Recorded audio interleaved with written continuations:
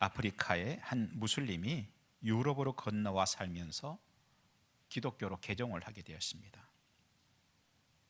같은 무슬림인 그의 친구가 묻습니다. 왜 기독교로 전향을 했는가? 왜 기독교인이 되었는가?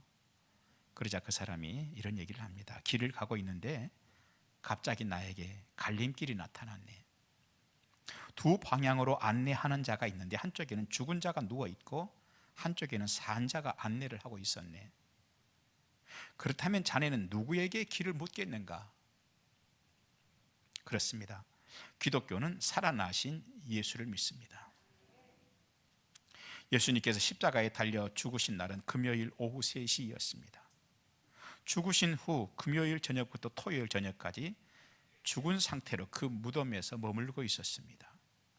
그렇게 한밤이 지나가고 아직 해가 떠오르기 전이 되었습니다. 그런데 예수님의 시신에 향품을 바르기 위해서 여인들이 무덤을 찾습니다. 그 여인들은 비통함과 절망으로 밤을 지냈을 것입니다. 날이 새자 시신에 향품이라도 바르려고 찾은 것입니다. 그때 그 여인들에게 큰 걱정이 하나 있었습니다. 그것은 무덤을 막고 있는 입구에 있는 큰 돌이었습니다. 더구나 예수께서 다시 살아날 것이라는 말도 돌고 있었기 때문에 혹시 제자들이 시체를 훔쳐갈지도 모른다고 생각한 로마 당국은 큰 돌로 무덤을 막고 군인들을 동원하여 철저하게 지키기까지 했습니다. 그런데 마태복음 28장 2절에 보면 예수께서 부활하시는 순간에 큰 지진이 일어나고 천사들이 내려와서 무덤을 막았던 돌을 굴려버렸습니다. 무덤을 지키던 군인들이 놀라서 기절을 해버립니다. 무덤은 열려 있었고 예수님의 시신은 부활하여 사라졌습니다. 여인들이 무덤에 들어가 보니까 청년 둘이 앉아 있었습니다. 그런데 사실 그들은 이 땅의 사람들이 아니었습니다. 광채가 찬란한 천사들이었습니다. 여인들이 엎드려 얼굴을 땅에 대고 감히 고개를 들지도 못합니다. 왜일까요? 예수님의 부활을 생각하지도 못했는데 심지어 천사까지 만났기 때문이었습니다. 그런데 천사가 나사렛 예수는 살아나셨고 여기에 계시지 않는다라고 했습니다. 하늘이 열리고 땅이 그 기초를 놓은 후 최대의 우주적 사건이 일어난 것입니다. 우리 예수님이 부활하신 것입니다. 우리 예수님 부활하셨습니다. 그 주님 부활의 소식은 천사로부터 이 땅 누군가에게는 전해져야 합니다. 또한 예수님 부활에 대해서 천사로부터 인류 최초로 그 소식을 듣는다는 것은 이 땅에 태어난 모든 인류 가운데 가장 영광스러운 일이기도 한 것입니다. 그런데 그 놀랍고 영광스러운 일은 예수님이 죽으시는 골고다까지 끝까지 주님을 사랑해서 따라가는, 그리고 예수님이 이미 죽어서 무덤에 묻혀버렸으나 그 무덤에까지 찾아오는 끝까지 주님을 사랑하는 그 순수한 믿음의 여인들에게 그 영광스러운 일이 주어졌습니다. 이런 내용에서 우리는 무엇을 발견합니까? 그들이 무엇이 그 여인으로 하여금 그 은혜를 입도록 했을까 하는 것입니다. 그리고 여인들에게 그런 일이 일어나도록 한 계기는 또 무엇인가 하는 것이죠. 순수한 믿음이었습니다. 오염되지 않은, 자기 생각으로 오염시켜버리지 않은, 그리고 세상 것들과 타협해서 오염되어 버리지 않는 순수한 믿음이었습니다. 우리는 살면서 이런저런 많은 계기들을 만나죠. 오늘 부활주의를 맞이하는 저와 여러분에게도 최고의 계기가 오늘 일어나시길 바랍니다. 여러분 인생에서 최고의 계기란 게 무엇이겠습니까? 예수님이 부활하셨다는 사실을 확인하는 것입니다. 하나님은요, 영혼이 순수한 자들에게 이런저런 계기를 주십니다. 하나님은 사람을 주목하시는 분이십니다. 그래서 그런 순수한 믿음의 사람들이 예수님의 부활, 그 영광스러운 일을 가장 먼저 알도록 해주셨던 것입니다. 그렇습니다. 그 영광은요 끝까지 주님을 사랑하고 오직 예수밖에 모르는 여인들의 몫이었습니다. 그러나 그런 축복의 여인들도 처음에는 주님의 부활을 확신하지 못하고 있었던 것 같습니다. 원인은 하나이지요. 그 여인들도 이해가 되어야만 받아들일 수밖에 없는 저와 여러분 같은 자들이었기 때문입니다. 그런데 부활이라고 하는 것은, 죽었던 자가 살아나는 이 부활이라고 하는 것은 사람의 이해로 되는 것은 아니었던 것입니다. 또한 여인들은 예수님을 순수하게 사랑하는 믿음을 가져서 그것이 귀한 것이기는 하지만 단지 순수한 믿음을 가졌다는 것만으로 예수님의 부활을 받아들이는 것은 또 다른 문제다라는 것입니다. 순수한 믿음을 가진 것과 예수님의 부활을 받아들이는 것은 별개의 문제들이라는 것입니다. 그랬습니다. 그 여인들은 아직 부활을 확 받아들이는 믿음까지는 아니었습니다. 오늘 우리도 그럴 수 있습니다. 분명히 아주 순수한 믿음인데 그런데도 부활을 받아들이지 못하고 있는 사람들이 있을 수 있습니다. 그런데 오늘 본문에서 보여주는 것이 하나 있습니다. 하나님께서는 그런 자들에게도 기회를 주시는 분이시라는 것입니다. 그 기회가 무엇입니까? 예수님의 부활을 확인하도록 하는 것이 그 인생의 기회였다는 것입니다. 그래서 여인들에게 천사가 해답을 줍니다. 영혼이 순수하기는 한데 부활을 받아들이지 못하는 이런 사람들에게 천사가 해답을 주었죠. 우리 역시 그날 천사가 여인들에게 주었던 바로 그것이 해답입니다. 그래서 누가복음 24장 5절로 6절, 어찌하여 살아있는 자를 죽은 자 가운데서 찾느냐? 여기 계시지 않고 살아나셨느니라. 갈릴리에 계실 때 너희에게 어떻게 말씀하셨는지를 기억하라 하는 해답입니다. 특히 6절, 갈릴리에 계실 때 너희에게 어떻게 말씀하신 것을 기억하라는 것입니다. 그 말은 주님께서 어떤 말을 했었는지 그 기억력을 되살려 보려는 뜻이 아닙니다. 그 말씀을 하신 예수님에 대한 신뢰성을 먼저 회복하라는 뜻이 담겨 있습니다. 메시지가 먼저가 아니라 메신저에 대한 신뢰를 회복하라는 것이 지금 이 속에 들어있다는 것입니다. 그렇습니다. 말씀의 신뢰성을 회복하려면 하나님의 말씀은 오늘도 살아있는 하나님의 말씀이, 성경은 하나님의 말씀인 줄 믿습니다. 그런데 살아있는 이 성경이 살아있는 하나님의 말씀인데 이것을 먼저 신뢰하려면 하나님을 먼저 회복해야 된다는 얘기인 것입니다. 말씀의 신뢰성을 회복하려면 먼저 그 말씀을 하신 분을 믿을 수 있어야 되는 것이죠. 그것은 세상에서도 마찬가지입니다. 요즘에 선거철이 됐습니다. 조금 있으면 이제 마이크 대고 동네마다 꽤 시끄러울 것입니다. 상당히 시끄러울 것입니다. 아니 많이 시끄러울 것입니다. 그런데 그분들이 와서 그렇게 고래고래 소리를 지르는 게 있습니다. 뭡니까? 나 한번 믿어보라는 거예요. 틀림없이 그 얘기할 겁니다. 여당도 야당도 다 그 얘기할 겁니다. 나 한번 믿어봐. 여러분, 그런데 오늘 나 한번 믿어보라고 하는 이 한국말 좀 생각해 보십시다. 나 한번 믿어보라는 사기꾼의 말과 나 한번 믿어보라는 성자들의 말은 같은 한국어이지만 완전히 다른 언어인 것입니다. 어떤 언어라도 그 언어가 의미를 갖기 위해서는 그 말을 하는 자를 먼저 신뢰할 수 있어야 한다는 것입니다.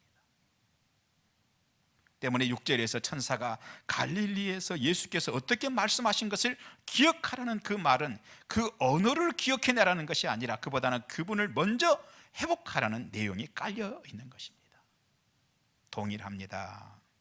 천사가 마리아에게 주는 그 해답과 예수께서 갈릴리에 계실 때 너에게 무슨 말을 하시는데 어떤 말을 했었는지를 회복하라는 그 해답, 다시 말해서 그 말씀을 하셨던 예수 그리스도를 먼저 회복하라는 그 해답과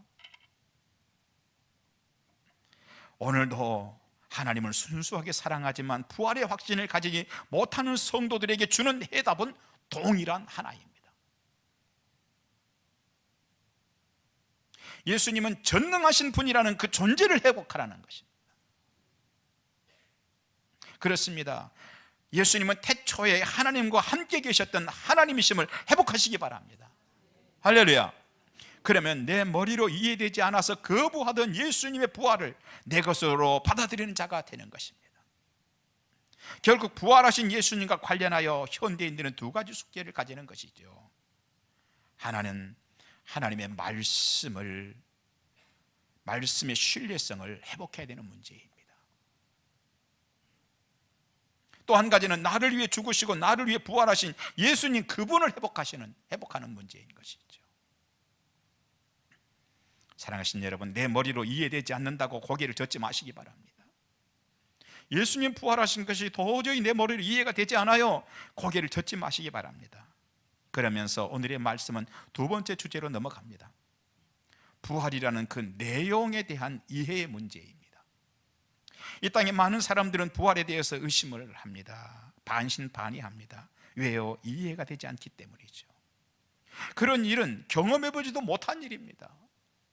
누구도 죽었던 사람이 살아난 걸 경험하지 못했습니다. 수학으로도 풀어지는 것이 아니었습니다. 의학자들이 많은 실험을 하다가 이제 사람이 죽지 않고 영원히 살 수 있는 거나 그러구나, 이거는 우리가 확인했다고 할 수 있는 것도 아닌 것입니다. 때문에 죽었다가 다시 살아난다는 것은 불가능한 일로 너도 생각하고 나도 생각합니다. 사실 우리 사람들은 스스로 부활할 수 없습니다. 그거 아는데요, 그렇게 시간 많이 걸리지도 않아요. 많은 지식이 필요한 것도 아닙니다. 우리 주변에서 늘 경험하는 일입니다. 그러나 여러분 기억하십시오. 하나님이라면 가능하십니다. 하나님이라면 가능하십니다. 그런데 하나님은 계십니다. 우리가 하나님을 경험하거나 경험을 못하거나 상관없이 하나님은 스스로 존재하십니다. 그리고 우리가 하나님을 인식하거나 인식하지 못하거나 상관없이 오늘도 여전히 하나님께서는 하나님의 일을 하십니다. 그래서 출애굽기 20장에서 주님 누구십니까? 주님 어떤 분이십니까? 하는 모세에게 하나님께서 나는 스스로 있는 자이다 라고 말씀하십니다. 예레미야 32장 17절에서는 주에게는 하지 못할 일이 없으시니이다 했습니다. 예수님의 부활은요, 스스로 있는 분이기 때문에 가능한 것입니다. 스스로 있는 분이기 때문에, 능치 못함이 없는 분이기 때문에 가능한 것입니다. 개미가 할 수 있는 일을 하죠. 소는 소가 할 수 있는 일을 합니다. 그러면 사람은 어떻습니까? 물론 개미가 할 수 있는 일도 할 수 있고 소가 할 수 있는 일도 할 수 있습니다. 그리고 소도 개미도 할 수 없는 일을 사람은 할 수 있습니다. 그런데 어느 날 개미들이 모여가지고 나는 이해가 되지 않아서 소위 사람들이 할 수 있다는 그 교량 만드는다든지 비행기를 만든다든지 그런 일을 난 못 믿겠는데요. 개미들이 모여가지고 회의하면서 너 도대체 이해가 안 돼요. 어떻게 그거 거짓말이에요 라고 얘기하면 안 된다는 것입니다. 소들이 그런 일은요, 제가 지금껏 한 번도 경험하지 못했어요. 우리 아버지 누렁이도 소들의 나라에서 제일 힘이 세었던 우리 외삼촌 얼룩소도요, 그런 일 못했어요. 사람들이 한다는 그런 정도는 꿈도 못 꾸는 일이거든요 라고 말하면 안 되는 것입니다. 그래서 천사가 그날 주께서 갈릴리에 계실 때 너희에게 무엇이라고 하셨는지 그 말씀을 기억하라 그랬습니다. 그 메시지 밑바닥에는 예수가 하나님의 아들이심을 회복하라는 것입니다. 예수님이 전능하시고 죽음마저 다스리시는 창조자이심을 먼저 확정하라는 말씀이 저변에 깔려 있는 것입니다. 그 말은 부활이 하나님 작품이라는 것입니다. 그리고 세 번째 주제로 넘어갑니다. 부활이 하나님의 작품인 것을 확정하면, 부활이라고 하는 것이 내 스스로 일어나는 것이나 내 경험이나 내 이성으로 어떤 문제를 해결하는 것이 아니라, 내 힘으로 하는 것이 아니라 하나님의 작품이라는 것을 확정하면 2000년 전 예수님의 무덤가에서 울고 있던 여인에게 천사를 통하여 신앙의 새로운 지평을 열도록 하셨던 그 일이 오늘 우리들도 부활 사실이 하나님의 작품인 것을 확인한 사람들에게는 새로운 그 지평이 열리게 된다는 것입니다. 또 한 가지는 그 여인의 아프고 고단한 삶을 추스릴 수 있는 일이 시작되었듯이 오늘 우리들에게도 아프고 가슴 시린 일들을 넘어설 수 있고 추스릴 수 있는 일들이 드디어 시작될 수 있다는 것입니다. 순수한 믿음의 여인에게 천사를 통해서라도 그 축복을 하나님이 주십니다. 오늘도 성도들에게 하나님은요, 부활을 통해서 신앙의 새 지평 열어주시기를 원하십니다.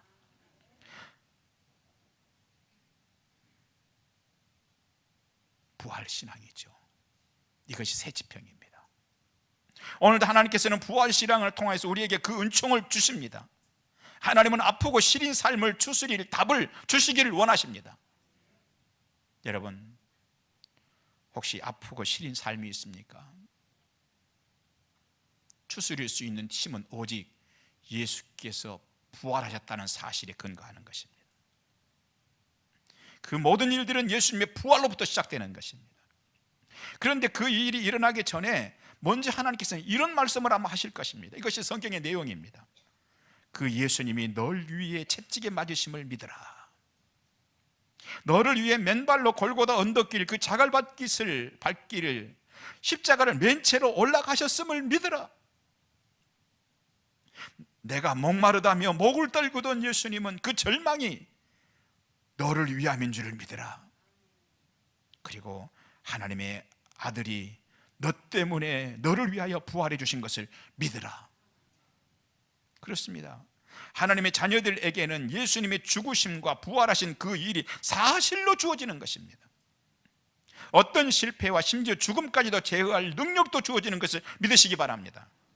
감옥도 문이 열리는 은총이 주어질 것입니다. 유라굴라라는 대풍을 만나 여러 날 동안 해도 별도 보이지 않고 살 여망마저 다 사라져도 결국 멜리데를 준비하시고 그 섬에 걸리도록 하시는 은총이 주어질 것입니다. 때문에 낙심하지 않아도 됩니다. 여러분, 낙심하지 않아도 됩니다. 다시 고개를 들고 일어서도 되는 것입니다.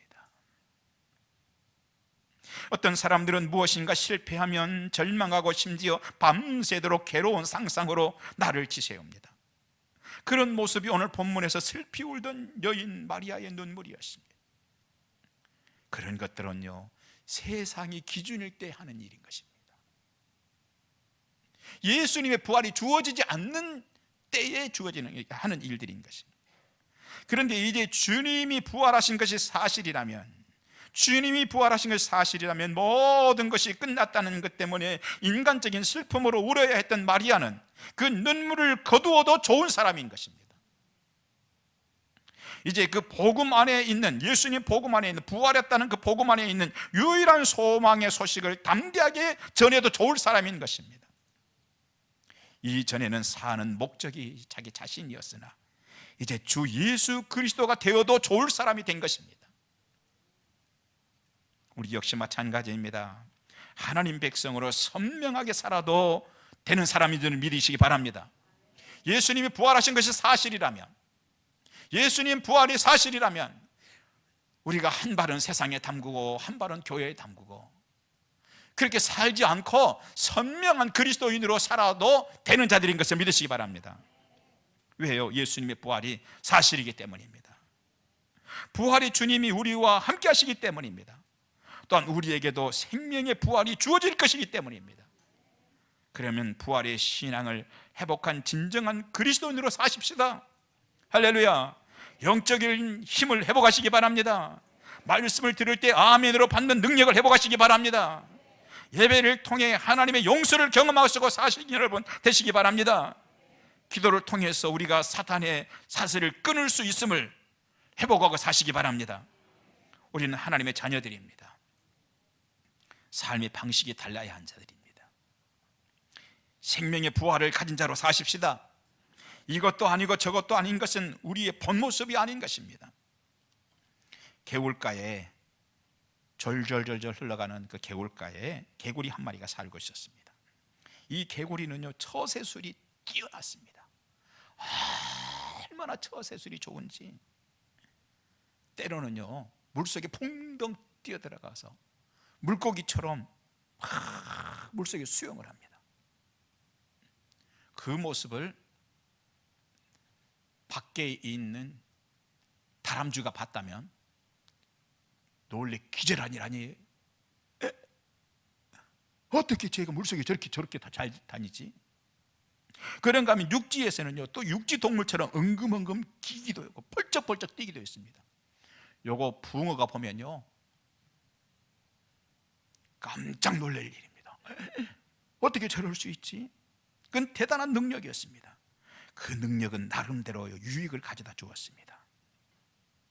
그게 뭐냐? 물속에 사는 모기 유충도 마음껏 잡아먹고 밖에 나와가지고 조그마한 벌레, 곤충 이런 것도 마음껏 잡아먹으면 그런 유익이 있었습니다. 그리고요 잔치를 하는데 어디 밥 먹을 일이 있으면 물고기들이 밥 먹는다. 오늘 우리 물고기 모이자, 우리 밥 먹으러 가자 그러면요 거기에 또 물고기인 척하고 가서 밥 먹으러도 가고, 밖에 있는 육지 동물들이 자 오늘 누구네 결혼식 한대 우리 거기 다 가자 그러면요 또 거기 가가지고 다 육지 동물인 것처럼 거기도 끼고. 하지만 개구리는 늘 유익한 것만 있는 것은 아니었습니다. 참 안타까운 일도 있었습니다.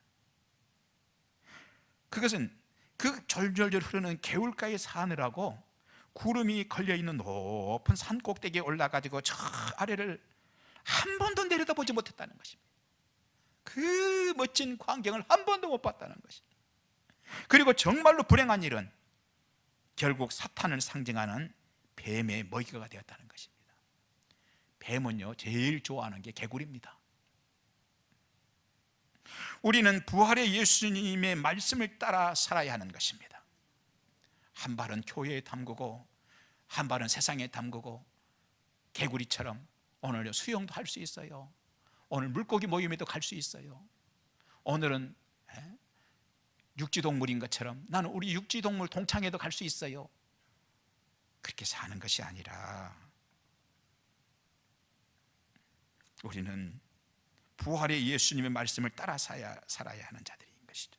그것이 진정한 승리의 길인 것입니다. 우리가 그런 힘을 잃어버리고 부활이 없는 사람들처럼 수륙, 양육하는 개구리처럼 살면 결국 아무것도 없게 되는 것입니다. 심지어 그런 것은 사탄과 거래를 하는 길로 우리를 이끌 수 있습니다. 독일의 시인 괴테가 쓴 파우스트라는 책이 있습니다. 파우스트는 늘 자신의 삶의 불평을 가지고 살았습니다. 정말 마음에 드는 게 없는 거예요. 뭐 이것도 신경질이 나고 저것도 짜증이 나고 비용스럽고.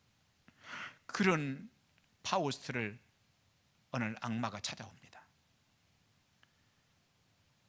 이 악마 메피스토펠레스가 더 찾아와가지고 얘기를 합니다. 진짜 신경질나고 사는 게 아니지.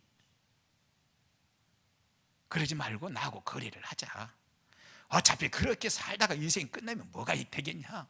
그러니 앞으로 내가 보장을 해줄게. 네 마음대로 네 마음에 흡족하게 살 수 있도록 24년 동안 내가 보장해 줄게. 그리고 그 후에는 네 영혼을 나에게 파는 거야. 어때? 지금 늘 불평으로 사는 거나 24년 동안 화끈하게 살고 그 이후에 네 영혼을 파는 거 24년은 그래도 플러스 되는 거 아니야? 파우스트가 어떻게 해요? 도장을 콕 찍습니다. 그런데요 세월은요 언제나 바람 같은 거예요. 바람처럼 지났습니다. 약속한 날짜가 다가옵니다. 점점점 다가오니까 악마가 찾아옵니다.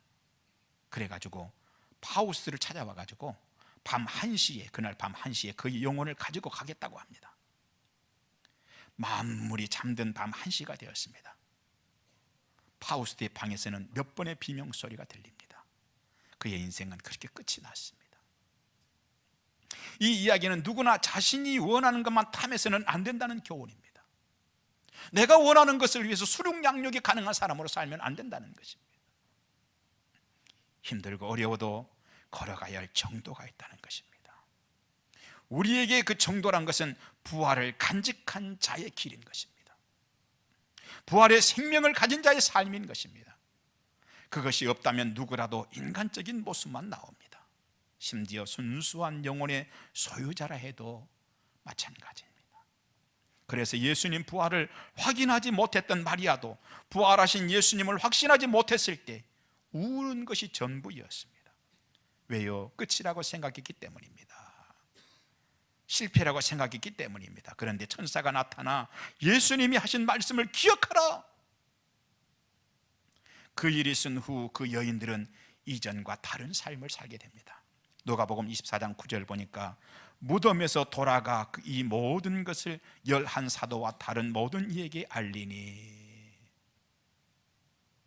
여인들은 이전에는 울음밖에는 달리 할 것이 없었던 사람이었으나 이제는 다름질을 해서 이 소식을 알리러 갈 수 있는 삶으로 돌아섰다는 것입니다. 새 지평이 열린 것입니다. 예수님의 부활을 확인하지 못했을 때는 이제 끝이라고 우는 것이 전부였던 그런 여인들도 부활이 확인된 후에는 전혀 달라진 삶을 살았습니다. 우리도 가능한 줄 믿습니다. 여러분도 가능한 줄 믿습니다. 지금까지는 부활을 확신하지 못했기 때문에 우는 것이 전부인 여인처럼 살았을지라도 이제는 부활한 예수님을 확인한 여인처럼 달라진 삶이 가능한 것입니다. 그 부활의 주님은 오늘도 살아계십니다. 그리고 우리에게 물으실 것입니다. 아들아, 딸아, 네가 진정으로 내 안에 있다면, 네가 진정으로 내 안에 있다면 우는 것이 통칭해서 말하는 그런 것들을 끝내라. 누가 너더러 실패했다고 하더냐? 내가 너에게 언제 실패했다고 한 적이 있느냐? 그 기준은 누가 정했느냐? 너냐? 네 주변의 사람들이냐? 아니면 이 시대냐? 그래서 너희는 이 세대를 본받지 말고 하나님의 선하시고 기뻐하시고 온전하신 뜻이 무엇인지 분별하도록 하라고 내가 말하지 않았느냐? 이제 너 스스로 너 자신을 어떻게 볼 것인가? 세상이 너를 어떻게 볼 것인가 하는 거기에 집착을 버리고 내가 너를 어떻게 보는가? 내가 너를 어떻게 생각할 것인가에 초점을 맞춰야 하지 않겠느냐? 나는 네가 생각하는 실패를 실패라고 결정하지 않는다. 그런 문제들은 내가 해결해 주면 된다. 그런데 그렇게 절망하고 있는 너의 모습이 오히려 나를 근심하게 만든다. 나는 네가 시시하게 세상 기준 가지고 모든 걸 평가하고 너 자신과 교회와 하나님까지도 평가하려고 할 때 가장 견딜 수가 없다. 너는 하나님의 사람인데 그 하나님의 사람이 많은 말 중에 부정적인 말을 자꾸만 할 때, 네가 악의 씨앗을 여기저기 퍼뜨릴 때 그때가 가장 마음이 아프다. 그러나 나는 너를 사랑한다. 아직도 너를 정죄하지 못하고 머뭇거리고 있고 유보하고 있다. 아직도 나는 너를 기다린다. 그리고 얘야, 이번에는 반대로 네가 나를 사랑하려고 몸부림치는 것, 그건 내가 결코 적은 것으로 여기지 않는다. 네 삶이 바쁜 중에도 그래도 나를 잊지 않으려고 사모하는 모습이 나를 감동하게 하는구나. 이 부활의 아침은 바로 그런 너희의 것이다. 이 부활의 아침에 하나님께서 우리에게 보고 싶은 사람이 누구이겠습니까? 그런 사람입니다. 만나는 사람마다 부활의 사실로 가슴이 뜨거워지도록 할 수 있는 사람, 하나님 보고 싶은 것이죠. 여인들처럼 소망의 씨앗을 퍼뜨리고 부활의 생명을 퍼나르는 여러분이 되시길 바랍니다. 겨울을 대비해서 열심히 도토리를 모으러 다니는 다람쥐가 한 마리 있었습니다. 겨우내 지낼 곳을 마련해 놓고 도토리를 가득 채우고 그것도 모자라 띄엄띄엄 땅속에 도토리를 묻어두었습니다. 그러나 창고에 모아놓았던 그 도토리만으로도 무사히 겨울을 날 수 있었기 때문에 땅속에 묻어둔 도토리는 까맣게 잊어버렸습니다. 여름이 지나고 다람쥐가 수거했던 그 장소마다 새싹이 나고 수년이 지나자 모두 큰 나무로 자라 있었습니다. 심지 않는다면 도토리는 그냥 도토리일 뿐입니다. 심기우면 큰 나무로 자라게 되는 것이죠. 그런데 부활주의를 맞은 저와 여러분이 부활을 여기에 심고 저기 심고, 소망을 여기 심고 저기 심고, 기도를 여기 심고 저기 심고 하는 저와 여러분이 되시길 바랍니다. 여러분, 선한 권면을 여기 심고 저기 심고, 여러분 가정 안에도 위로를 심는 그런 여러분이 되시기 바랍니다. 우리 주님 부활하셨습니다. 말씀을 마칩니다. 사람은 날지 않으면 길을 잃는다. 이 말은 칠레의 시인 파블로 네루다가 했던 말이라고 전에 제가 말씀을 드렸습니다. 그 말은요, 땅에서 벗어나고 땅으로부터 멀어지고 땅의 것을 극복해야 비로소 자신의 인생길이 보일 수 있다는 뜻입니다. 즉, 오늘 내 생각에 붙잡히지 않아야 멀리 볼 수 있다는 말인 것입니다. 그렇습니다.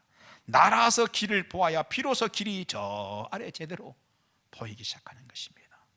오늘 파블로가 한 말을 적용해 보면 성도가 날 수 있는 까닭은 예수님이 죽음을 딛고 부활하셨기 때문입니다. 그리고 내가 날개를 펴고 실제로 날 수 있는 것은 예수님의 그 부활이 나의 부활이 될 때인 것입니다. 부활을 받아들이고 부활 신앙으로 날아오르시기 바랍니다. 인생길이 새로 보일 것입니다. 기도하겠습니다. 감사합니다. 주님, 순수한 영혼의 성도들이 되게 하시되 거기에 부활 신앙을 겸하게 하여 주옵소서. 하나님의 작품을 받아들이게 하시고 신앙의 새 지표를 열게 하여 주옵소서. 예수님 이름으로 기도하옵나이다.